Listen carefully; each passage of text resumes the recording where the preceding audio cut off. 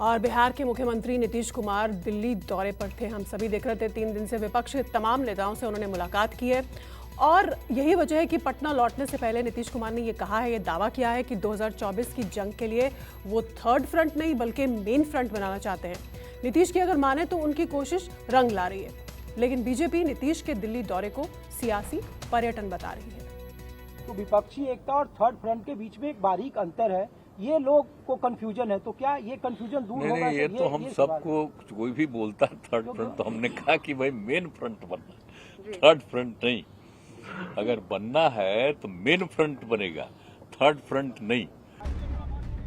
न दूसरा होगा न तीसरा होगा, हुकूमत से लोहा लेने वाला मोर्चा पहला होगा। विपक्षी नेताओं से मुलाकात के बाद नीतीश की इस मुनादी ने उन तमाम पार्टियों का सीना चौड़ा कर दिया होगा जो चुनाव दर चुनाव बीजेपी से मात खाते आ रहे हैं, सियासी मोर्चे बनाते हैं, चुनाव से पहले ही हार मान जाते हैं। जो लोग यहाँ थे, जो हैं, उनके यहाँ भी तुमसे बात तो हुई थी, लेकिन एक बार सबके कार्यालय में जा करके, लेकिन जो बात हुई थी तो उन लोगों से बात होगी, कांग्रेस पार्टी के जितने तो बात तो हो ही गई।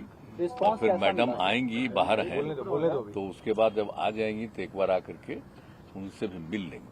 लेकिन बाकी अनेक पार्टियों से जो मिले हैं, बहुत अच्छा, मैं आपको बता रहा हूं कि बहुत देर तक बहुत अच्छे ढंग से बातचीत हुई है।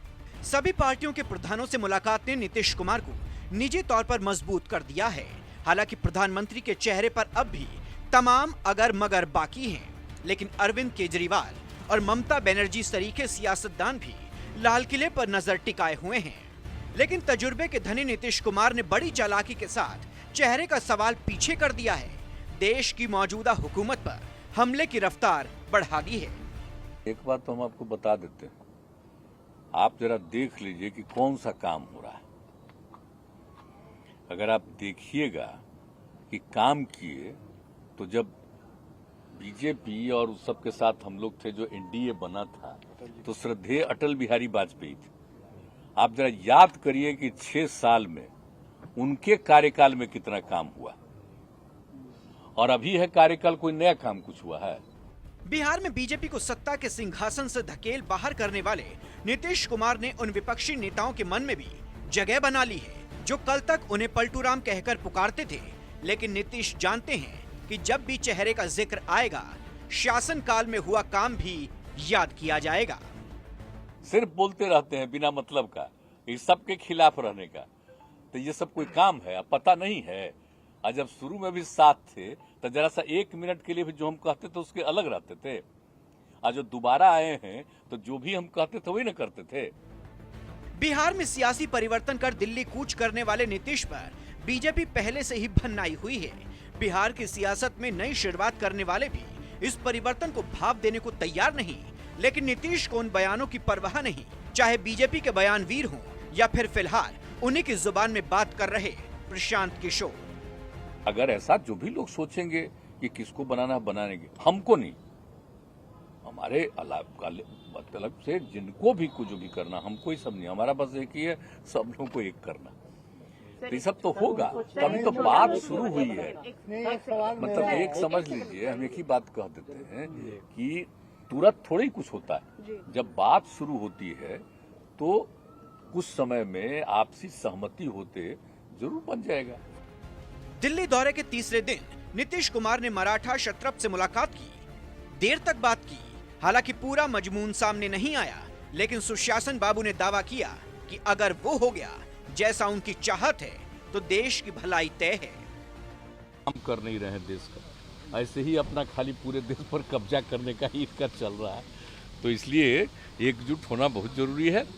तो उसमें सब को देख रहे हैं कि अब इसके लिए कुछ दिन के बाद ये बहुत अच्छा होगा। और अब मेरे बारे में तो हम आपको बार बार बोलते हैं, हमारा निजी कोई चॉइस नहीं, हमारा बस एक ही चॉइस है कि सब मिल करके अधिक से अधिक एकजुट हो जाएंगे। नीतीश कुमार ने शरद पवार से मुलाकात के बाद ये साफ कर दिया कि वो विपक्ष के चेहरा नहीं, अगुवा नहीं। देखिए नीतीश कुमार की तस्वीर आप देखिए, शरद पवार से वो मिलकर निकले हैं और उन्होंने एक बार फिर साफ कर दिया कि वो कांग्रेस के राष्ट्रीय अध्यक्ष सोनिया गांधी से मुलाकात करेंगी।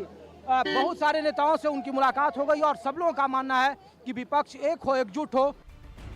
विपक्षी नेताओं को एकजुट करने की नीतीश कुमार की मुहिम के तीसरे दिन की शुरुआत सीपीआई महासचिव दीपांकर भट्टाचार्य से मुलाकात के साथ हुई। दोनों नेताओं ने देर तक बिहार और देश की चुनौतियों पर चर्चा की। लोकसभा 2024 के महासंग्राम के लिए नीतीश कुमार बीजेपी के खिलाफ मोर्चाबंदी में जी जान से जुटे हैं। इसी क्रम में आज उन्होंने लेफ्ट नेता दीपांकर भट्टाचार्य से मुलाकात की।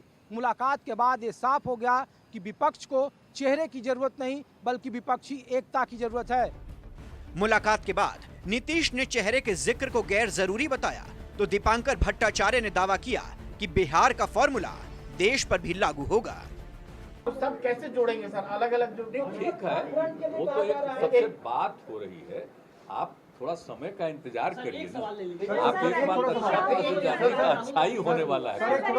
तो नीतीश जी तो हम देखे कि उन्होंने जो बातचीत की, हमने पूछा तो उनकी तो उम्मीद जगी है कि भाई बिहार से लोगों में जो उम्मीद जगी है और पार्टियां स्वागत कर रही है कि बिहार में अच्छा हुआ, तो इसलिए उम्मीद तो है कि ये बिहार वाला जो फार्मूला है वो देश का फार्मूला बन सकता है। बेशक नीतीश कुमार चेहरे पर चर्चा को गैर जरूरी बता रहे हैं, लेकिन बीजेपी को सत्ता से हटाने के लिए वो जिस मोर्चे की मुनादी कर रहे हैं, चेहरा ही उसकी राह का सबसे बड़ा रोड़ा साबित होगा। ऋषिकेश कुमार, दिल्ली, न्यूज़ 24। नमस्कार, मैं हूं मानक गुप्ता। अगर आपको हमारा ये वीडियो पसंद आया हो तो इसे लाइक और शेयर जरूर करें और हां, हमें सब्सक्राइब और फॉलो करना ना भूलें ताकि आप देश और दुनिया की कोई खबर मिस ना करें। तो जुड़े रहिए हमारे साथ और देखते रहिए न्यूज़ 24।